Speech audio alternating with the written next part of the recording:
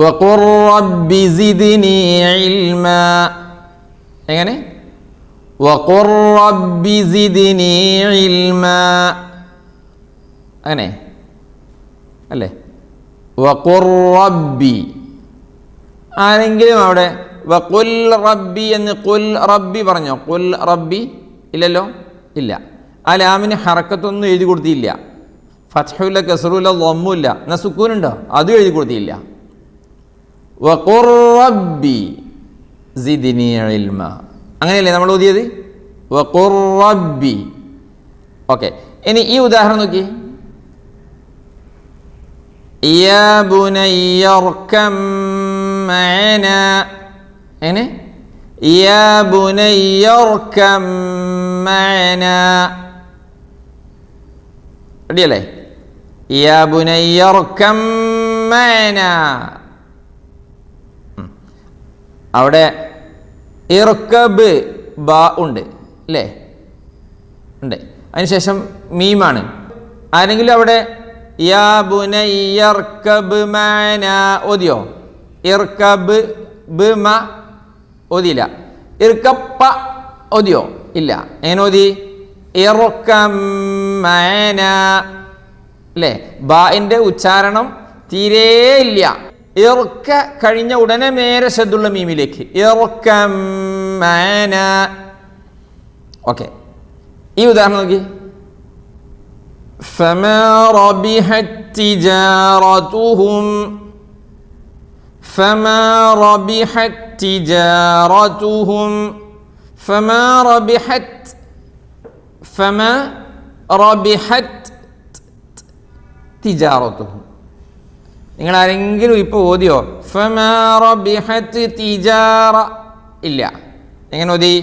ഫമാ റബിഹത് തിജാറതുഹും. റബിഹത് തിജാറതുഹും അല്ലേ? ഈ മൂന്ന് ഉദാഹരണങ്ങളും ഒരുമിച്ച് നോക്കി. ഇനി ഒരുമിച്ച് വഖുൽ റബ്ബി സിദ്നി ഇൽമാ. യാ ബുനയ്യ ഇർകബ് മഅനാ. ഫമാ റബിഹത് തിജാറതുഹും. ഇതൊക്കെ ഓതിയത് എങ്ങനെയാണ്? നേരെ ഖുർ റബ്ബി സിദ്നി ഇൽമാ ഇർകം മഅനാ ഫമാ റബിഹത് തിജാറതുഹും എന്ന്. ഇവിടെ നമ്മൾ ഇങ്ങനെ ഓതിയല്ലോ, ഇതിനാണ് ഇദ്ഗാം എന്ന് പറയാ.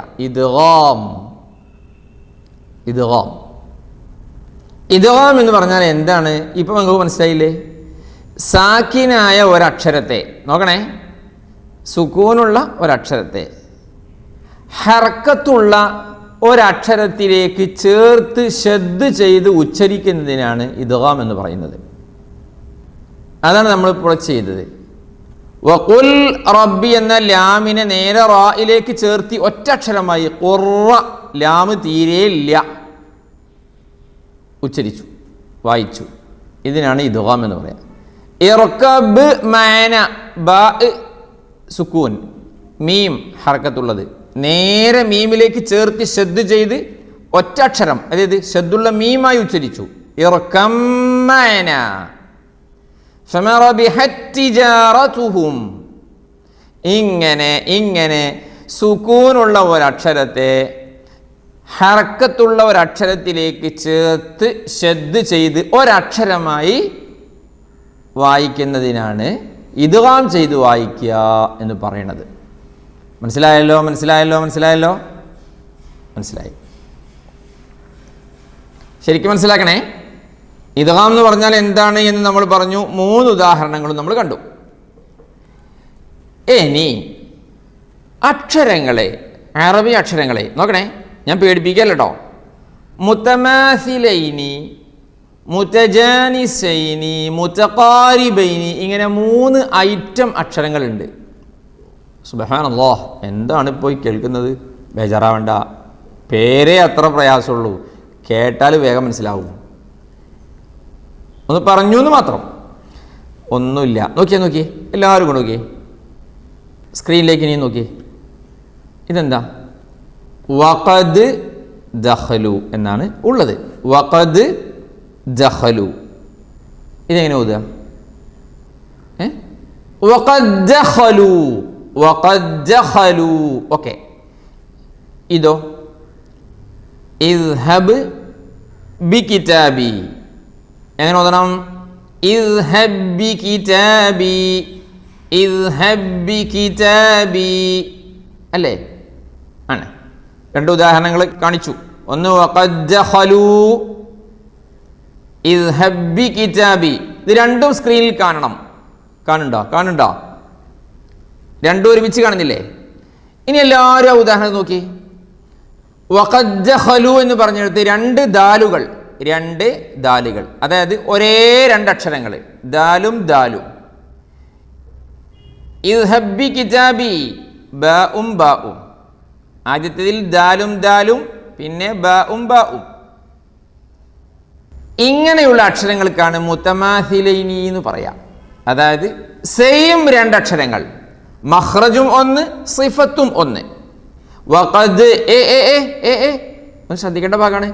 വഖദ് എന്ന ദാലില്ലേ, അതിന്റെ സിഫത്ത് തന്നെയല്ലേ ദഖലു എന്നതിലുള്ള ദാലിലും ഉള്ളത് ആണ്. അപ്പൊ മഖ്റജും സിഫത്തും സെയിം ആയ രണ്ടക്ഷരങ്ങൾ. ഇദ്ഹബ് ബി കിതാബി, അവിടെയോ ഇദ്ഹബ്, അതേ ബ തന്നെയല്ലേ ബി കിതാബി എന്നതിലുള്ള ബ. മഖ്റജും സിഫത്തും സെയിം ആണ്, ഒരേപോലത്തെ രണ്ടക്ഷരങ്ങൾ എന്നർത്ഥം.